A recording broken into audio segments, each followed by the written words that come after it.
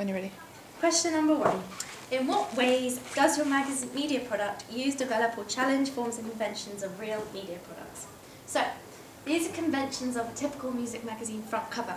So you typically have a masthead in the middle, and this is usually bold and placed on the left-hand side or the middle of the front cover, behind the model's face.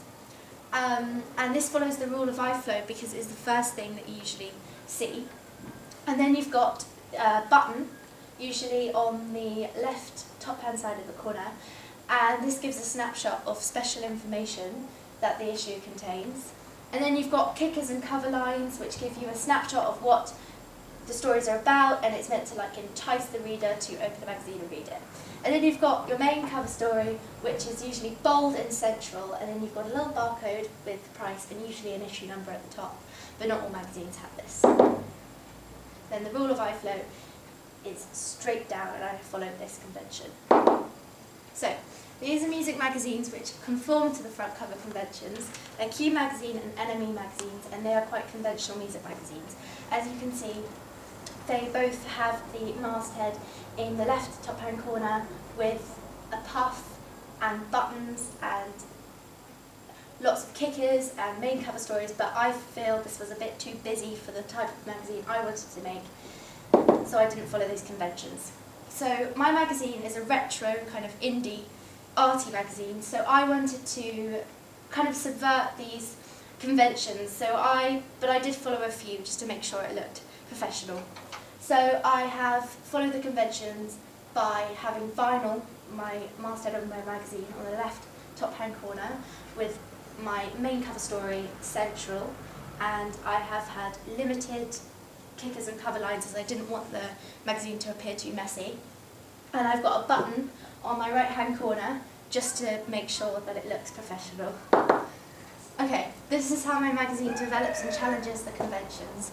So the model shot usually shows the model up to the shoulder, but I have showed the whole model as I wanted to incorporate the guitar because I wanted it to be clear that it was a music magazine.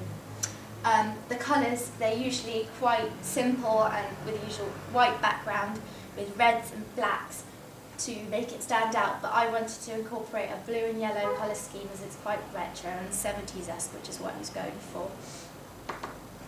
So this is the conventions of a typical contents page, and you typically have the title, which will be contents, with the masthead in the left-hand top corner, and then you'd have around 3 to 4 images of what's in your magazine relating to the editorial pillars and the contents you have on your page, with a little extra pillar at the bottom, which usually has a subscription box or an editor's note. And these are the music magazines which conform to the table of contents conventions, and again they're Q and NME, which are quite conventional, and they're the best ones to explain my point. So here they have many different editorial pillars, which are the titles and kind of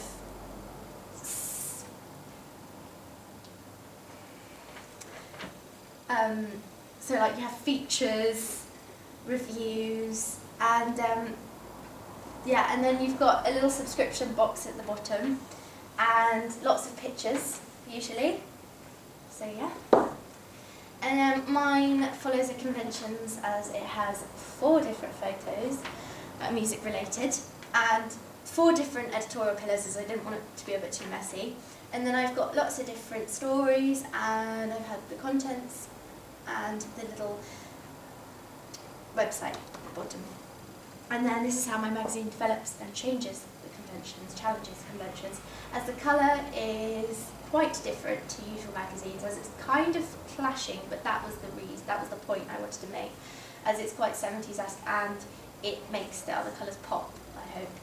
And the model shot and the photos are quite different, as usually you would typically have a little subscription box, but I wanted to make it very photo-based and art-like, because that was what I was going for, so I added a range of different images to fit with my stories. And then this is conventions of a typical music magazine double page spread. So typically you have your title at the top on the right hand side with a subheading or a slug line, the slug usually goes on the left, but you have a little subheading explaining what the article is about to entice the reader. And then you have credits, so who took the photo on the left and who wrote the article. And then you typically have 3 columns of articles with gutters in between and pull quotes in the middle. And then you have the portrait of the artist on the left-hand side with the slug, which relates to the contents page of what type of feature this relates to. And this is my DPS. And on my DPS, I have followed the conventions by having my model on the left-hand side, my slug at the left top-hand corner, my masthead on the right-hand side with a little subheading, credit, and a formatted article, 3 columns with gutters and a pull quote. So, how my magazine develops and challenges these conventions. The layout is very unique as it doesn't really follow mainstream conventions because the whole background is a picture, and usually you have a white background on the right-hand side with your picture on the left. But I wanted to make it seem as though it was a full page. So when you split it down the middle, it still looks like a normal DPS, but it has a picture running through it. And my colour scheme, again, I've tried to make it prominent throughout. However, I have changed it a bit by making my picture quite bluish, just to conform to my colour scheme before. Thank you.